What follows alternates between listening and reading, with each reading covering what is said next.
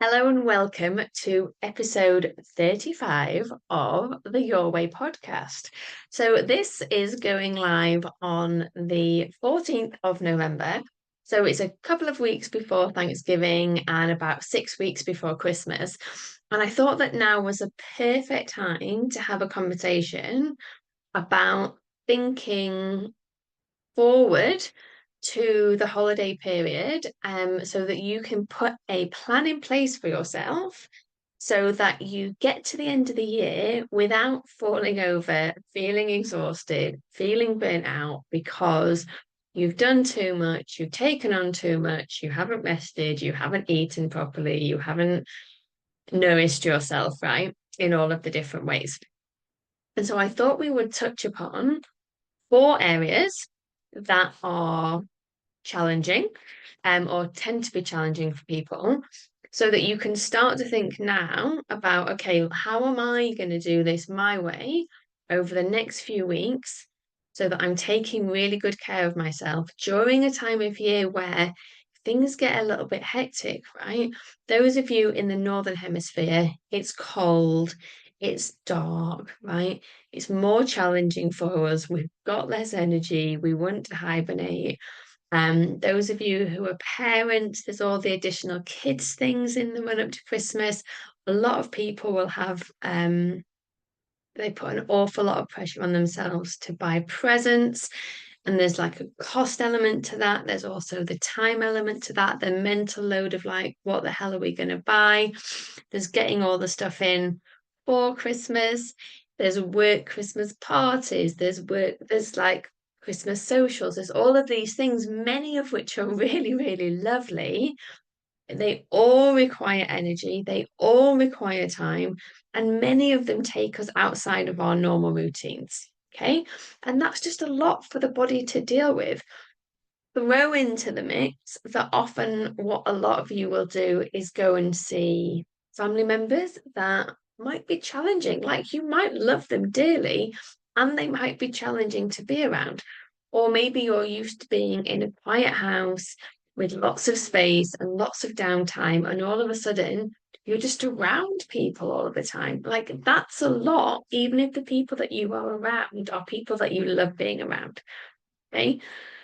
So we're going to look at food, sleep, social events, challenging family members, and presents. So I think I said four before. I lied. We're going to do five things. Okay.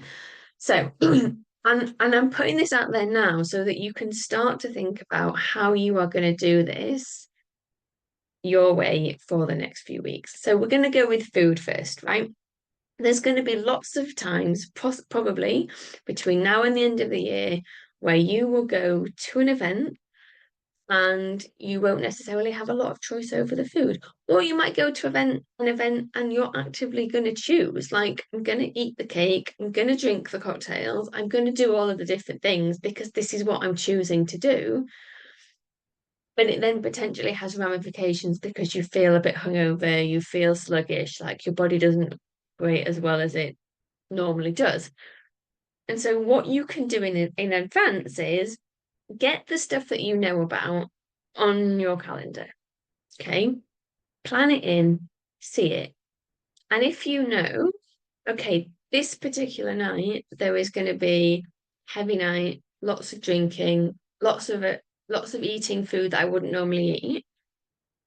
Can you plan around that day so that the next morning maybe you can have a lie-in? Can you make a note to have like an extra large glass of water by your bedside? I used to take when I was a teenager and I used to go out, when I used to get in, I used to have water, but I also used to take vitamins. And this was before I knew anything about anything, right? But that kind of thing might be supportive. There are many supplements that you can take that support your liver. Okay. Now, at this time of year, if you know you're going to be drinking more alcohol, this isn't me being like, don't drink alcohol. If you're going to be drinking more alcohol, can you start now to take the stuff that's going to support your liver to work better? So, caveat, not medical advice. Please seek advice from your own doctor GP, physician, or health practitioner before you take any supplements. I feel like that's a sufficient disclaimer. But things you may go and explore for yourself are things like milk thistle, turmeric, NAC, which is N-acetylcysteine. Lots of things that are like supportive for liver health. Like, can you give your liver a little bit of extra help during this time if you know you're going to overdo it? If you're going out to parties and you know the food is going to be more sugary, it's going to be more processed, can you make sure that your meals otherwise are less so? And just remembering that a lot of the time it's like what we don't want to do is have too much um insulin spikes. We don't want to have these like blood sugar highs and crashes because then we just feel like shit. So if you know you're going to be eating a load of cake or a load of sweets or a load of sugar, can you at least balance it out with some kind of good fats that prevent how quickly, like prevent the spike? So, if you're going to have a load of sweets, is there some guacamole that you can have with it? Right? I don't care if you're doing chips and dip, but it's like balancing things out or some like raw nuts or some seeds. Just thinking it through of like how you can plan it out. So that's the stuff on food. Sleep, super similar, right? Have a look over the next few weeks. What are the times where your sleep is going to be under pressure, where you know you're going to have a late night, where you know it's going to be tiring? Because there's no point getting to Thursday and being like, oh shit, I'm out Friday night, Saturday night, and all day Sunday, but you haven't taken any remedial measures earlier in the week to have an early night, to take care of yourself, to create some downtime so that you go into that time with my clients know I love to get a battery out, your battery fully charged. Okay. So again, can you look at your calendar and just have an element of forward thinking around these are my hot spots over the next few weeks where it's going to be quite hard for me to get enough sleep. So what measures do I need to put in place so I'm taking care of myself? Do I need to get a babysitter on this night, or do I need to do something for myself on this day so that I am recharging my battery? Because I know that this particular period here is going to be quite challenging. So, again, just some forward thinking, some forward planning now. Look at your hotspots, make a plan for how you minimize the impact of those late nights. Social events. Don't go to the social events that you don't really want to go to. Because this, again, big challenge at this time of year, you might get invited to a lot of stuff. You might be asked to do lots of things. Maybe there's like some kids' play on or various other things that you're asked to help with. Can you get yourself to a place where if you know you haven't really got the energy for it and you don't really fancy it, you can say, no thanks, I'm going to pass. Or like, that's just whatever your version of no is. Okay. Now, depending on when you are listening/watching this, I am doing a free Find Your Voice class on Monday, the 18th of November, where I am going to walk you through and help you with some of this. So, like the how to have the difficult conversations throughout the holiday season, well, and more generally, but it's going to be holiday themed, so that when people are putting demands on you, you actually have the capacity and the ability to say your version of hell no, right? So that you aren't overloading yourself with things that you'd really rather not do. Um, so you will find the link to the Find Your Voice class in the old show notes. Highly recommend you come to that. It's a completely free class. I'm going to give space towards the end of the class, basically for some workshopping where you can say, this is the scenario that I've got. This is what I've been asked to do. This is the challenge that I've got. This is what my dad always does. Like whatever your version is, and I will help you work through a way that you can navigate it so that it doesn't feel quite as uncomfortable as maybe you think it might or it has in previous years. So the navigating the challenging conversations and the being able to say no, I know that one's really tricky. That one is not as easy as I'm just going to get my calendar out and plan, because often our nervous systems stop us from saying the things that we want to say because we've got those people pleasing, perfectionist, I can't possibly disappoint other people patterns going on inside us. So come to find your voice. Let me help you live, set you up for success. If you are watching this after the 18th of November, don't worry, I've still got your back. I'm going to do 2 free group coaching sessions on Monday, the 16th of December. So there'll be one early in the morning and one in the afternoon, my time, UK time, because that means the early one, any of you in New Zealand and in Australia can come to, and the afternoon one, any of you in the States can come to. It's just going to be morning for you, quite early if you're on the West Coast. Apologies. So again, check that out in the show notes. You'll also find both of those on my website, all completely free. Let me support you to get the help that you need towards the end of the year, particularly when it comes to working through the trickier stuff. So that's your social events and also really challenging family members, right? Sometimes you might decide, I have made this decision myself for many years, you might decide that you're going to not see your challenging family members, right? And you might decide that you are going to see them, but then you need a way to navigate that. So, some ideas, and it might be a bit late for this year, but you can think about it for the future. So, do you need to go to somebody else's home if that's like a power dynamic that gets weird? Or can you meet somewhere in the middle or neutral territory if you're kind of just meeting up for a one-off meal social event? And if you are going to spend a protracted period of time around family members that you find challenging, how do you create some space for yourself? So, example, we are spending Christmas with Nat's family this year, and we are going on Christmas Eve, and we are coming back the day after Boxing Day, so the 24th to the 27th. And we are staying in an Airbnb throughout that time. So it means that we can go to family members' houses for, like, Christmas Eve dinner, Christmas Day, Boxing Day, and then there is this space that we can go that's just for us. It's easier for the dog because she's not a big fan of strangers. It's right out in the countryside, so lovely for walks. And so there is this balance between, okay, we're going to go and see the family, we can enjoy the family, but it doesn't become overwhelming or too much because at any point there is another base that we can retreat to. So it's thinking for yourself of like, what does that look like for you? And I know I've had many clients in the past that one of their big challenges is to get all the family together, and all of a sudden these like quite meaty political conversations happen late at night, and it's overwhelming, and you're kind of overstimulated at the dinner table, and there's all this alcohol, and then you can't sleep and it's too much.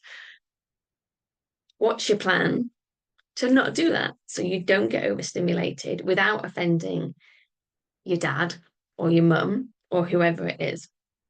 So again, it's just thinking these things through, and I'm laying the groundwork now so that you can get yourself to one of my free classes in November or December if you need some extra help with this. And the last thing that I want to talk about on this video for your holiday survival guide is presence. Okay. So many people will go into inordinate amounts of debt at Christmas time, buying things that they can't really afford so that their children get to have their like ideal fairy tale Christmas. And I just want to offer an alternative perspective on this. Okay. If the result of you doing Christmas is that it leaves you so stressed and your nervous system so fried because you've done too much and you've spent too much, that it makes you stressed and tetchy and anxious, and then January is really hard because you're like, fuck, I've spent all of my money. I'm not sure that long term, when your kids look back, they're going to be like, Christmas was great when I was a kid because I got all these presents. They might look back and be like, oh God, mum was always so stressed at Christmas. Or it always seemed so hard because there wasn't any money and she really went out of her way, but like it was really, really tough. It's very, very challenging when we live in a very, very, very, very, very, very, very materialistic world. Okay. But your children do not need the latest whatever, right? They need love, they need safety, they need support. I mean, goodness me, if you could just be present for them on Christmas Day and play with them or have decent conversations with them or let them feel like they are loved and wanted and belong, right? It's the greatest gift you could ever give. So, just something for you to think about as you consider how you want to navigate presence. And even if money is not an issue for you, how much of that additional mental load do you want to take on to try and buy tons of presents for tons of people? Because if it isn't, I'm trying to think about like a nice way of saying this, but I'm gonna not bother. I'm just gonna say it. If you haven't really been thoughtful about what you're buying the person and it isn't really well thought through, then the chances are that the present might end up in, that's my reminder to go and do my call, by the way. Got 5 minutes. Then the gifts might end up in landfill or they just get re-gifted. And it's like, and sometimes it's more depressing to receive gifts when you're like, this person doesn't know me. Anyone who's watching this, I'm just going to show you my soap and I'm not going to say any more. But if you know, you know, right? Sometimes it's more depressing to get a gift than it is to not get a gift. So again, I'm just laying the foundations now because you're going to get this on the 14th of November. Maybe now is the time to have conversations with your loved ones around the fact that you aren't doing presents this year. And it's not because you're a bar humbug. I mean, you can do it, you can come at it from like a sustainability, environmental angle if you want, but you can also just decide you're not doing it. And you can decide you are, because maybe you love buying the presents, but it's just as something else for you to consider when you think about the additional to-do list that is so traditional at this time of year. Just remember that you get to do it your way. You get to step out of the system. You get to decide, not this time, not for me. Okay, my loves, I hope that has given you some stuff to think about. So, thinking about your food, thinking about your sleep, thinking about the social events, the challenging family stuff, and then finally what you want to do with the presents, right? I'm not saying you have to do it my way, it's just an alternative perspective for you to consider. And please, please, please come and get some support from me at either the Find Your Voice class on the 18th of November or the Safe Space for Sharing class on the 16th of December. I'm absolutely here to help so that you can get to the end of this year without falling over, without burning out, and dare I even say it, maybe thriving, not just surviving. All right, take care, lots of love, speak soon. Bye. Before you go, I so hope that you enjoyed today's episode. And if you did, I'd like to ask you a favor, please, because the way that this podcast grows and the way that more people get to benefit from these materials is that more people find it. And that means that subscribes and likes and shares are so, so important to this space. So, my ask of you, if you got value from the podcast today, is give it a review, give it a like, share it with a friend, and make sure that you are subscribed. I really appreciate it. I really appreciate you being here. And I look forward to continuing to support you to do life, business, relationships, and all of it your way.